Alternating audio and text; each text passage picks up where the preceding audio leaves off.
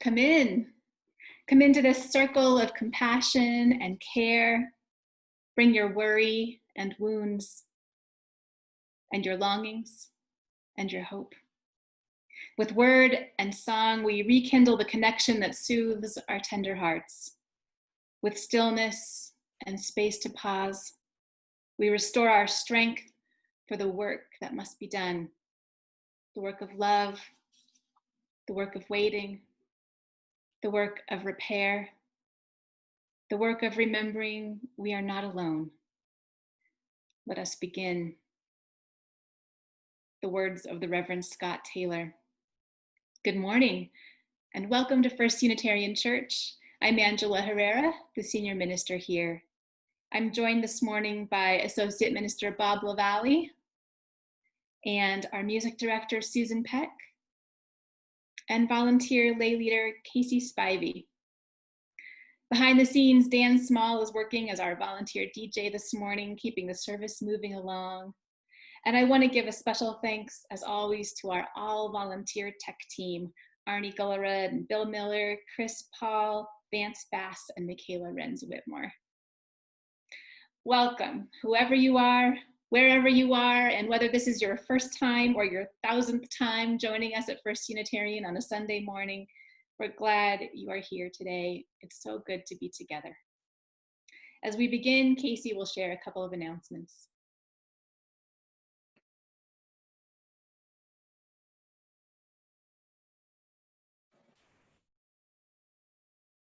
Good morning.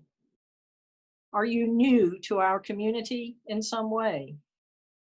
Maybe you've joined the church recently, are planning to join, or you were just starting to check us out during our online services. We found one of the best ways to feel truly connected to our community is to join a small discussion group. And we have a group for you. There's a New to First You monthly online conversation. You'll have opportunity to explore any topic, including our congregation, the 7 principles, the 6 sources, or anything that comes up. Again, this is not a class, but a discussion group about all things UU, facilitated by Reverend Nancy Bowen and Chuck Blocker, who is new to First U himself. Drop in and get to know other UUs. No need to sign up or make a long commitment. We meet once a month on the 4th Tuesday at 7 p.m. You can find more information on our U Member Facebook page. The link is in the chat. Secondly, an online memorial service for beloved congregant Alicia Hawkins will be held on Saturday, July 25th at 3 p.m. Details, including login information, were emailed in last week's e-broadsheet. They will be in this week's e-broadsheet as well. Or you can contact the church office for information. All are welcome to join in this celebration of Alicia's life. And now Susan will lead us in the lighting of chalices. Good morning. If you have a candle or a chalice handy, please join me now as I light the chalice from our sanctuary with these words by Reverend Christine Robinson, our Minister Emerita. We gather this hour as people of faith, with joys and sorrows, gifts and needs. We light this beacon of hope, sign of our quest for truth and meaning, in celebration of the life we share together.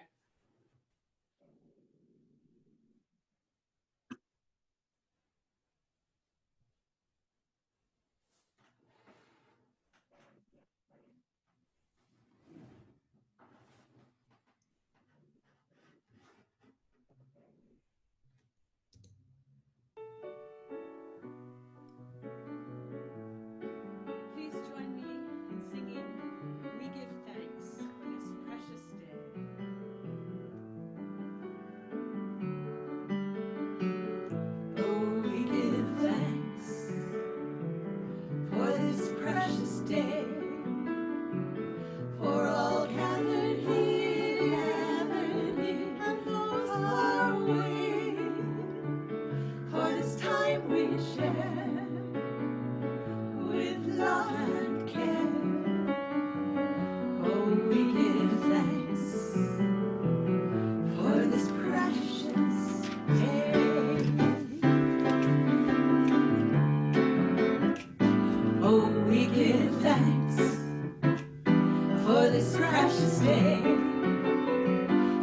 all gathered here, and those far away, for this time we share with love and care.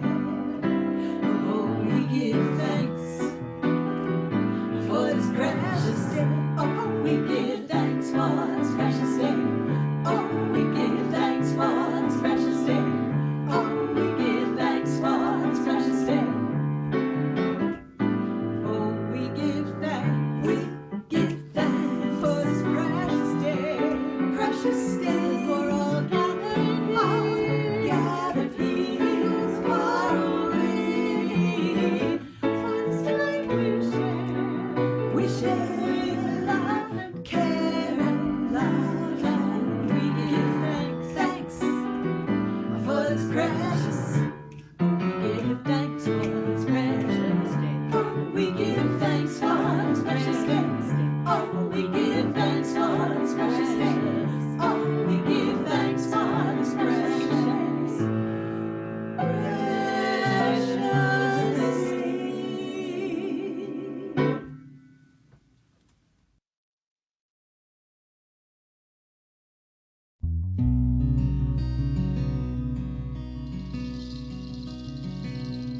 I'm holding the hand of my brother's hand, who's holding the hand of my mother.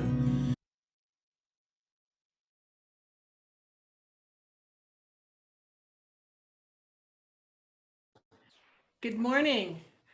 Will you join me in speaking the children's affirmation, and then we're going to sing a song together. So our children's affirmation goes like this. We are Unitarian Universalists. We are a people of faith with open minds, loving hearts, and helping hands. So I get to have a little musical time for all ages today. I'd like to sing a song that we used to do in the family sing before services. I'm going to put the words over here in the chat box. This is a song by Sarah Pirtle, and I'm going to stand up because I'm going to move around a little bit for this one. So this one is about connecting our bodies with the earth, all right? So I'm going to sing it through twice at least, maybe 3 times. We're going to start like this. My head is in the sky, sky, sky. My feet are on the ground, ground, ground. And what about my blood?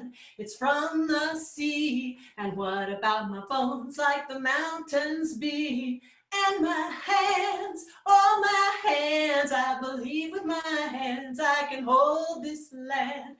My 2 hands hold the earth.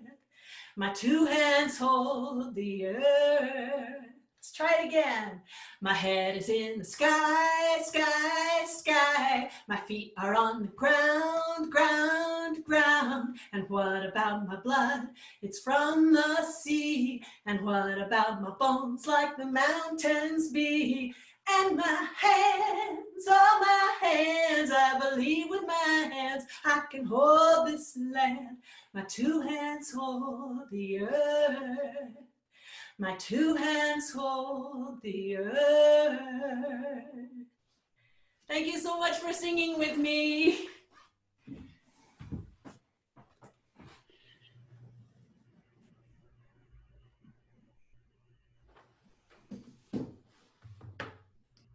Always so delightful. Today's meditation will be a visualization, imagining a trip through the desert. So find a comfortable seat, maybe shift your weight, let your body be soft. And if you're comfortable with it, close your eyes. Picture yourself journeying through the desert. See the trail that you're walking or rolling on. Smell the air. Feel the sun on your clothing. Feel yourself growing warm. Feel your rhythm on the path. As you grow hotter, you stop and take out a bottle of water. The water is cool and sweet. Drink the water and be cooled. You continue through the desert. It's hot. but you can see trees up ahead. Maybe it's an oasis, maybe it's a bosque. You approach the trees and you find yourself in the shade. As your eyes adjust, you see new details. Flowers, vines, shrubs. You grow cooler and you notice the sweet smell of plants and the fertile soil. Smell the perfume of nature and be calm. You continue on your trail through the woods. The path ends and you realize you're at water. It might be a river, it might be a creek, it might be a pond. There's a place to sit. That might be a log or a stone. It could be anything. You sit and it's so comfortable to be there, to be still. As you sit, you realize that after the silence of the desert, there is sound. Birds chirp and cry. Insects buzz and rattle. The music of nature surrounds you. Listen to the creatures and be happy.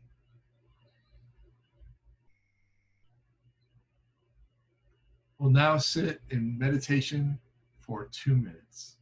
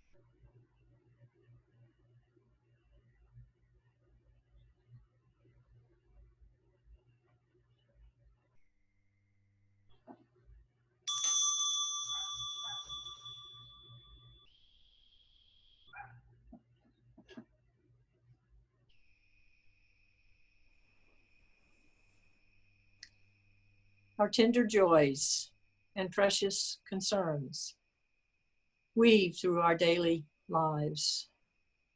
Amidst this community, in the sharing of these, our gratitude is enriched and our burdens are lessened. When the video begins, please share your joys and concerns in the chat bar that we may hold them together. If you're not able to write in the chat bar, we still wish to know what's on your heart. Send an email to caring@uuabq.org and let us know how you are. Take now this moment to share first your joys, followed by your concerns.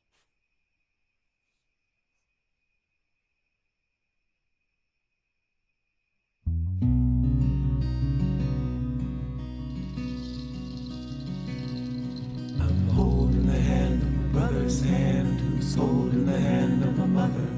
She's holding the hand of a child's hand, who's holding the hand of another. He's holding the hand of a sister's hand. She's holding my hand.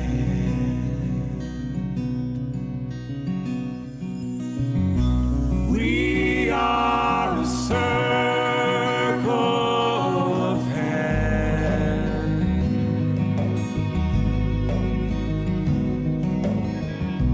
Our lives unfold as we dance.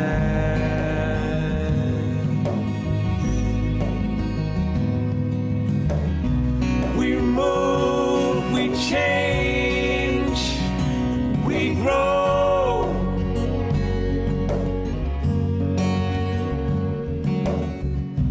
We're face to face with the unknown.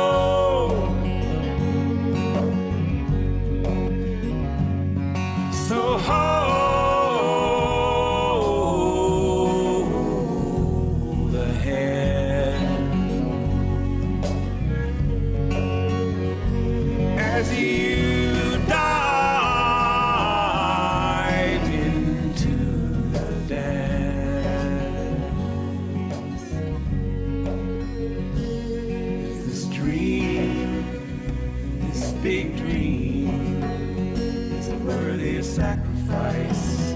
Is it worthy to give my life for this love, this huge love? I'm risking everything. I'm ready to change this dance, this wild dance. I'm riding on a circle of hands for this song, this plain old song. I'm willing to go on. Holding the hand of a brother's hand, who's holding the hand of a mother. She's holding the hand of a child's hand, who's holding the hand of another.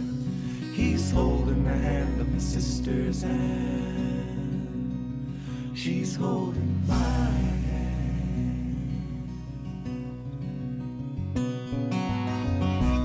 We are a circle of hands.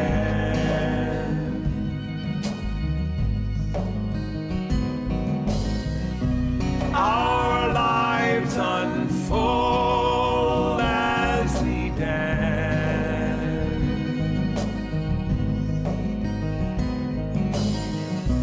We move, we change, and we grow.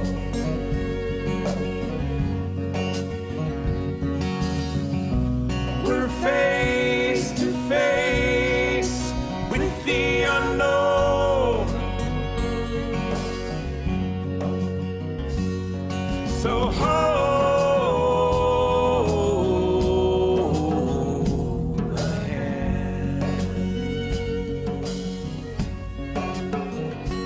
as you dive into the dance. I'm holding the hand of a brother's hand, who's holding the hand of a mother. She's holding the hand of a child's hand, who's holding the hand of another. He's holding the hand of a sister's hand. She's holding my hand.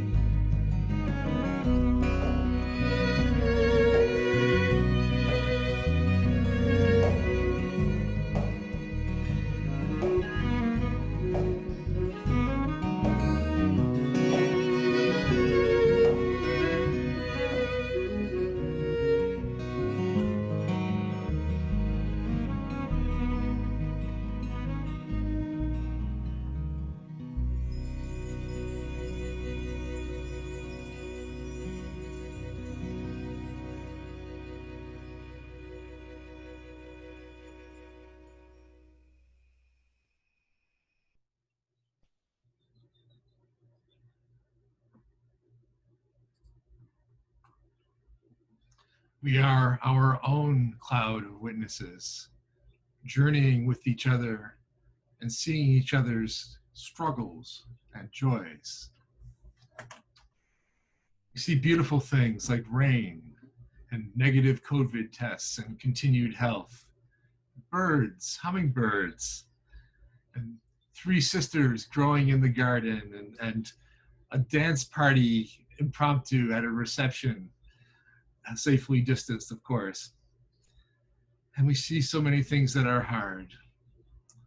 We remember with joy and appreciation and deep sadness the passing of John Lewis and C.T. Vivian, leaders of the civil rights movement back in the 60s and on right through today. We think of Sasha Bush looking for a job, and Susan Green as she struggles with divorce and money issues. Nico Fernside returning to high school, David Wilson's mother, and Graham and Nicola and their relative Miriam, and Chris Burns, friend with cancer. And we worry about this country as a whole, people who won't wear masks, secret police, and undisciplined, unreliable, dishonest leadership. All these heavy things, these joyful things, we lift up to the powers of celebration and renewal and healing that are known by many names. Our prayer today draws from the words of Reverend Anna Levy-Lyons, who serves our sister congregation in Brooklyn. We pray to be free of the idols of our life that lead us away from the holy. May we be free of the painful voices of our past, both personal and as a society. May we be free from the poverty inflicted by an unjust society. May we be free from the concept of the other, and may we be free from loneliness. May we be free from all that enslaves us, and may we someday come through our struggles to a new life of love and hope on the other side. And may we all be held in the heart of love. Amen, and blessed be. Peace be with you.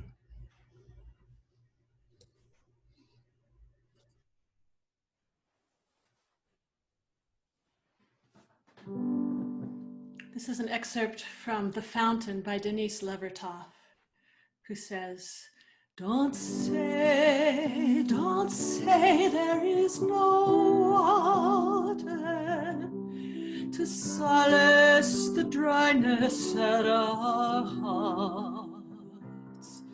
Don't say there is no water to solace the dryness at our hearts. I have seen the fountain springing out of the rock one, you drinking there, and I too, before your eyes found footholds, climbed to drink the cool water. Don't say there is no water to solace the dryness at our hearts. Don't say there is no water to solace the dryness at our hearts.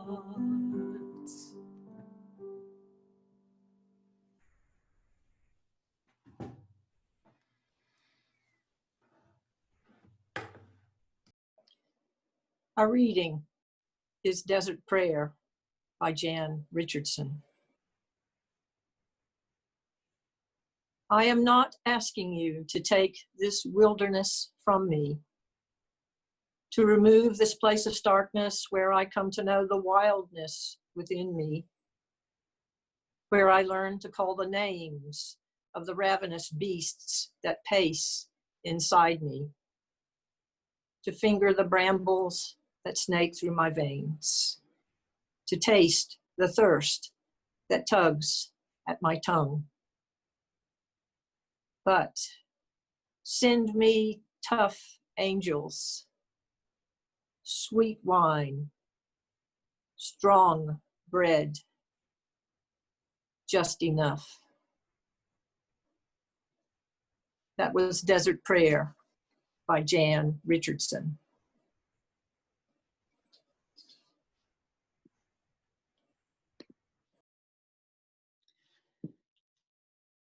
This is still hard. Can we just start there in this sermon? This is still hard. It's been 4 months since the pandemic changed all of our lives. We know how many weeks are behind us, but we don't know how many weeks are ahead of us. We're living in a lot of uncertainty. If you are depressed, it's okay. If you are anxious, it's okay. If you feel self-pity and then guilt because you know it could be worse, it's okay. If you feel panic or dread, it's okay. If you just don't feel okay, it's okay.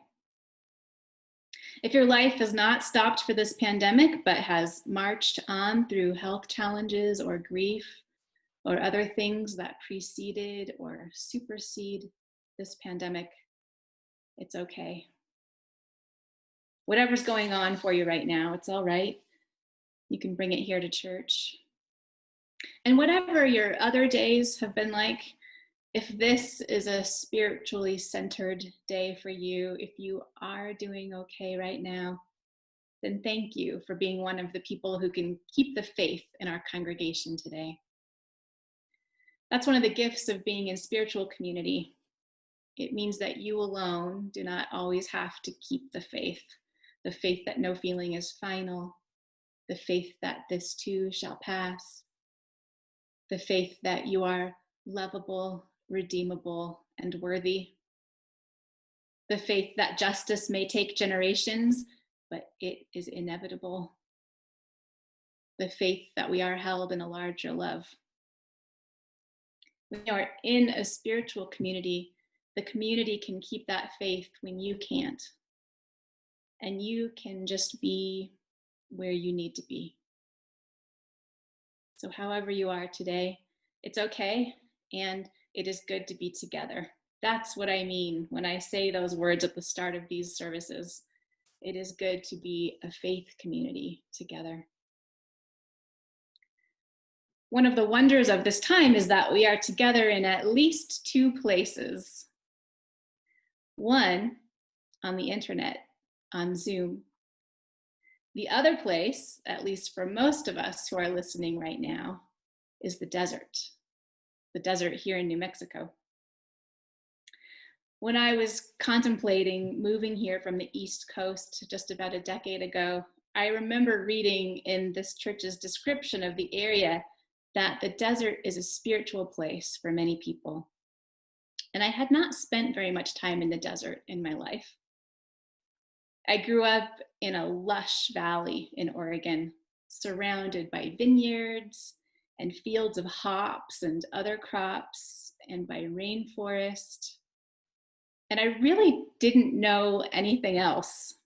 In fact, when I drove east out of the valley in a moving truck on my way to Massachusetts at the age of 28, I was surprised. I was very surprised to discover that half of the state of Oregon is desert. And I suppose I had learned this in school at some point, but like most Oregonians, I didn't really know it. Like, know it. In Oregon, we identified with the valley and the forests, the rivers and the mountains. My only real experience with the desert had been a road trip to the Southwest when I was 15. We drove to visit a relative in Arizona who proudly told us that her well-manicured, predominantly white subdivision was built on ancient Indian burial grounds and gave it special healing powers. I may have been a small town kid, but I was a Unitarian Universalist kid, and I knew that idea was abhorrent. Sadly, apart from a vague awareness that the indigenous traditions it violated and fetishized still existed in their own right, for a long time, that subdivision was my only impression of spirituality in the Southwest. So when I read in this church's materials that the desert is a spiritual place for UUs too, I was really curious. I am so glad I've had the chance to experience the desert differently. In these past 17 weeks, more than ever before, I have found myself drawn into the wild areas of New Mexico, into the desert, into its healing powers that are not about being on top of anything, but are about humility and silence and awe. Now, if you are listening from somewhere that is not a desert, if you have joined us from Vermont or Illinois, I'm so glad you're here with us today. And this sermon is for you too, because you know, a sermon is never only about the thing that it's about, right? It's always about more. That's what makes it a sermon. So today you are invited into the desert with us, right from wherever you are. Where I am, if I step outside, I can actually see a desert. Not the endless stretch of sand you might imagine based on cartoons, although New Mexico has some of that too. Here, the dry, high altitude land includes a mountain range on one side of the city, rising up out of the earth to the east, the Sandias. And on the other side of the city, there's a vast mesa, a desert plateau that stretches out to the west. And between the mesa and the mountain is what feels like 180 degrees of sky. The sky is everywhere you look. And it changes colors, especially at sunset. When it does, it changes the color of other things too, like the mountains turn pink, the mesa turns blue. Throughout this state, there are forests and rivers, but they're not like the ones I grew up with. These are high altitude drylands with red cliffs and rattlesnakes. The land is big, it's vast. The plants, even the mature trees, seem small in comparison to the ones I knew in the Pacific Northwest. This large scale of landscape and the relative smallness of living things is one of the reasons the desert holds so much spiritual power. The desert, how to put this? The desert does not think that you are special. The religions professor Belden Lane calls this a sacramental affront. A sacramental affront, like a holy insult to us. The desert is inattentive to human anxiety, and it's so much larger and more powerful than you are. To contemplate it is to experience awe. And to experience this is to remember that your concerns and your ego are small. They are also small in the face of the ultimate. The desert reveals your place in the order of things. What are the things among which you find your place? They are the praying mantis, the soft, spiky succulents, the flowering cacti, the songbirds, the coyotes, the deep-rooted cottonwoods, the shushing, flowing river. They are the afternoon storms. They are bats and the night which cools like a cave, but one filled with stars. And the day with its pure, hot light. The desert says, you are part of this. The desert reveals your place not just in the order of things, but in time as well. There are traces left behind by ancient people, petroglyphs, and there are foundations of ancient structures. There are strata in the cliff faces, layers of color and texture from past ages. There are fossils from sea creatures and dinosaurs. And the story these fossils tell seems impossible. Ocean? here. And in the desert, the bones of the more recently dead are also laid bare. No leaves cover them. The skull of a deer or a cow or a bird, they are the desert too. They were when they were living, and they are again now. Observer, you are temporary, these bones and strata and other signs say, but you are part of something larger and more mysterious. The desert. It's a place of fast cars going by outside my door. And the desert is a place of creation stories. It's a place of life being born like a spring, like an ear of corn, like the first awe-struck humans to stare at the sky and at each other. But also in the desert, life exists on the edge. It's a place of vulnerability and vastness. In this way, the desert teaches humility. And through humility, it offers healing from the torment of believing that we are separate and entitled to comfort, entitled to our routines, to wellness, and entitled to a certain number of days or years. And it invites us to stop our grasping, like to let go of that continual grasping at this thing that is a mirage. That separation and entitlement, those are illusion.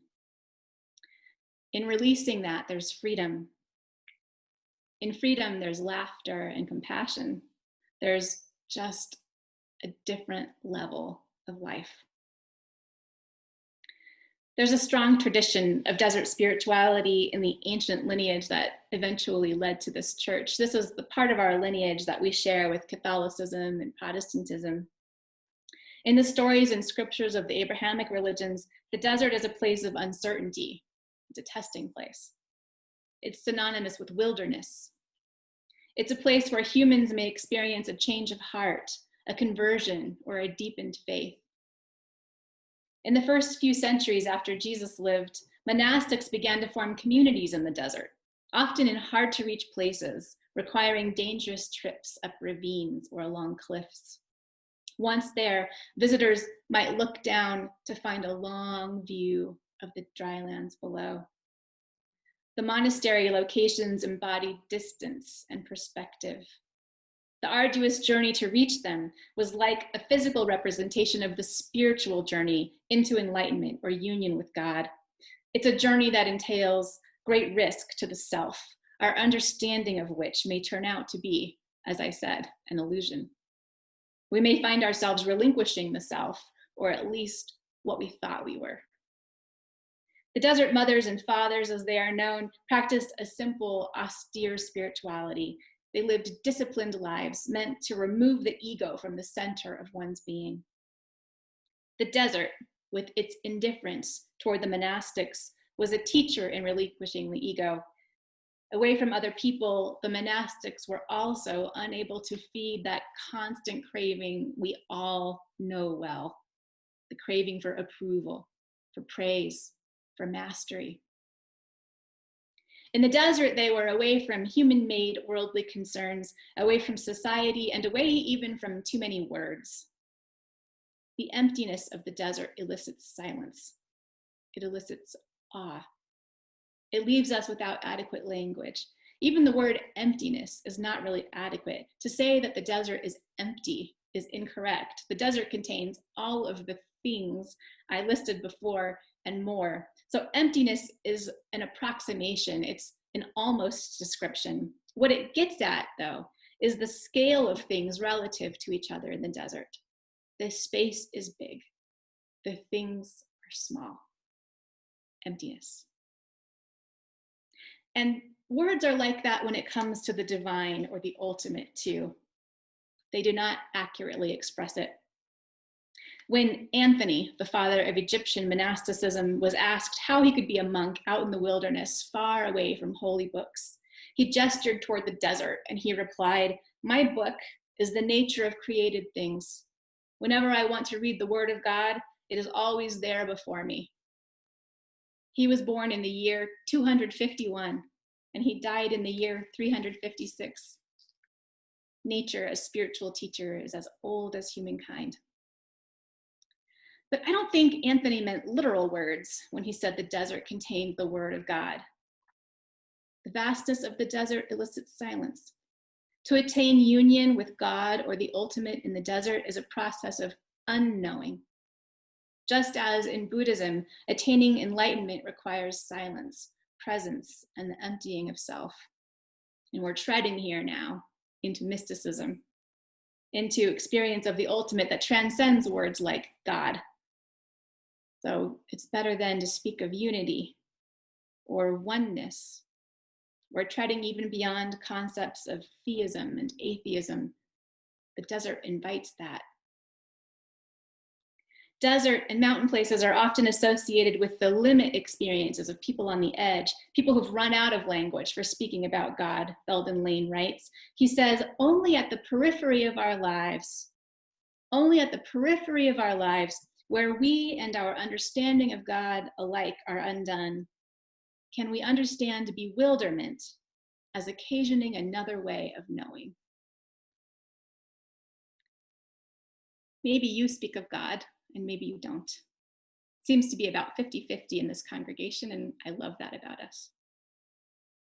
But I think it's safe to say that 100% of us are experiencing some measure of bewilderment right now. We are small in the face of this pandemic, which moves on a global scale and yet touches individuals like sun on so many grains of sand. We have been decentered in our own lives, and we find ourselves at the periphery, hoping to wait it out and to have some more good living to do on the other side. Last Saturday, I awoke at 6 a.m. in Carson National Forest to the sound of a dozen crows flying back and forth over my tent, calling to each other like a flock of winged Homer Simpsons, their voices cracking repeatedly as they circled the campsite. As I told the pastoral care team this week, the source of all has birthed astonishing displays of awkwardness. We were talking about how to pray out loud. The secret is to just go for it. You're not going to do worse than the crows, and whatever you come up with will be fine. Words won't be adequate anyway. It's the space around the words that matters more. The silence in which you are present. I clambered out of my tent and looked up at the sky. The crows were gone, but the dryland mountains were there, and the aspens were watching over everything. And I still feel like laughing. I'm just glad to be a part of it. I'm glad you're a part of it with me. It is good to be together.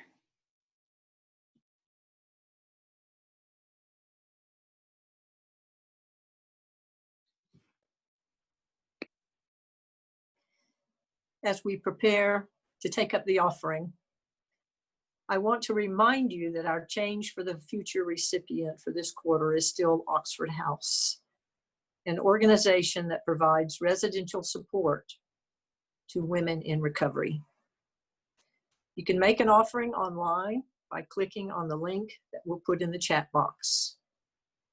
And if you prefer, simply mail a check to the church. We will now take up the offering for the work of this church and the work of this church in the community.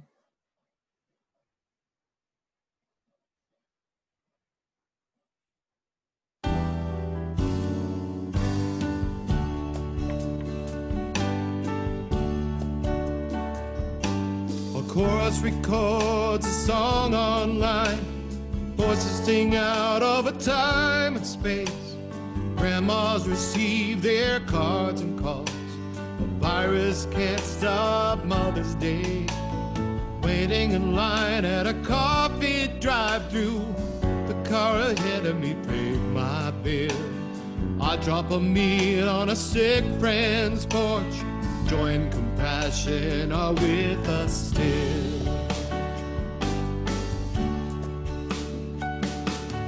Love at a distance is love no less.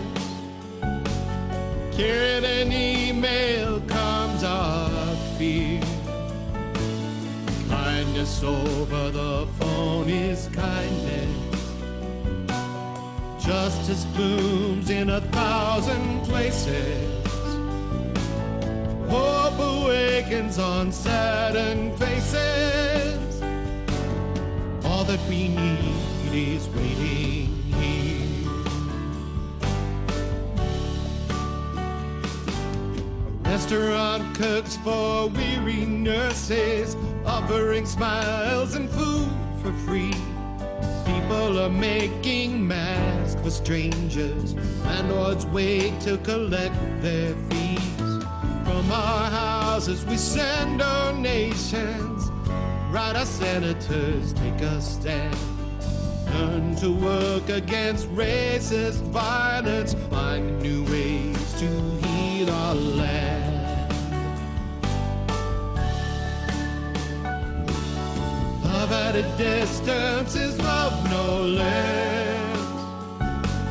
Carried an email comes our fear. Kindness over the phone is kindness. Justice blooms in 1,000 places. Hope awakens on saddened faces. All this beauty in modest graces. All that we need is waiting here. All that we need is waiting here.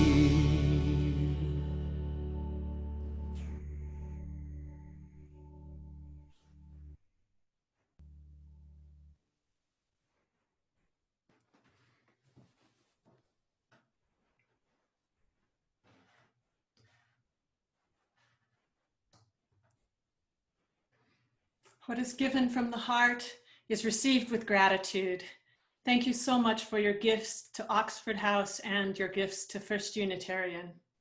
If you'd like to join a small group after worship today, just stay in the meeting until the end of the postlude, and you'll have the option to join a breakout room and converse with other members of the congregation.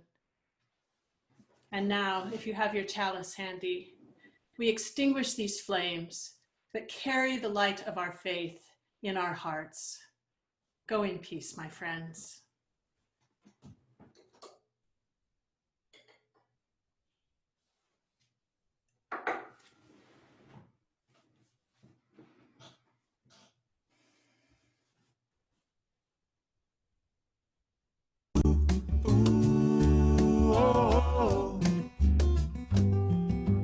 Look at all the work we've done, everybody's showing up.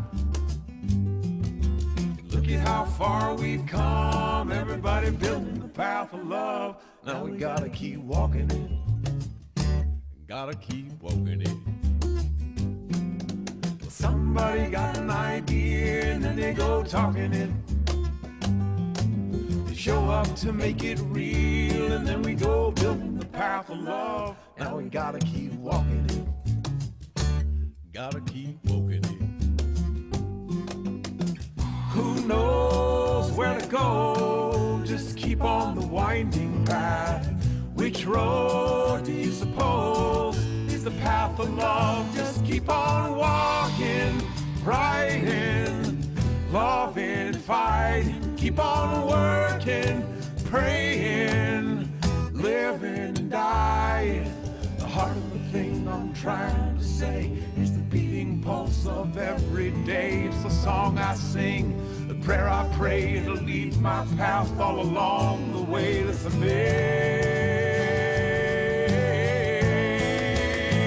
sing gratitude.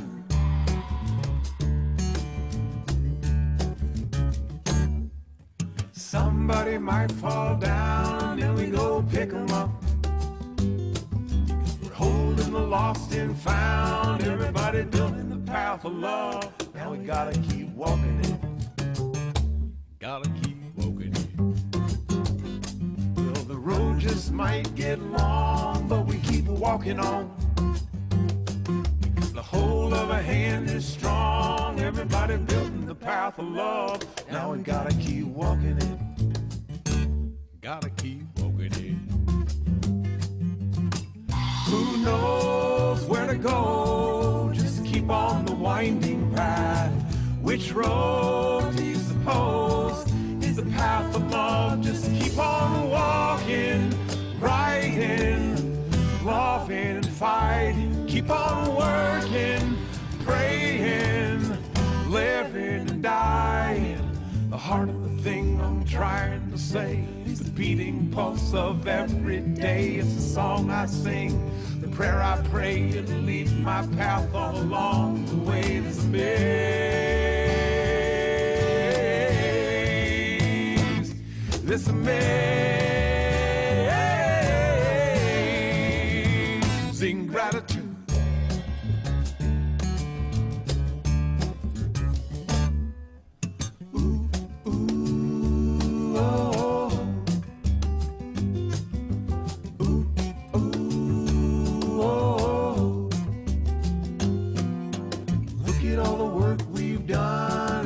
Showing up.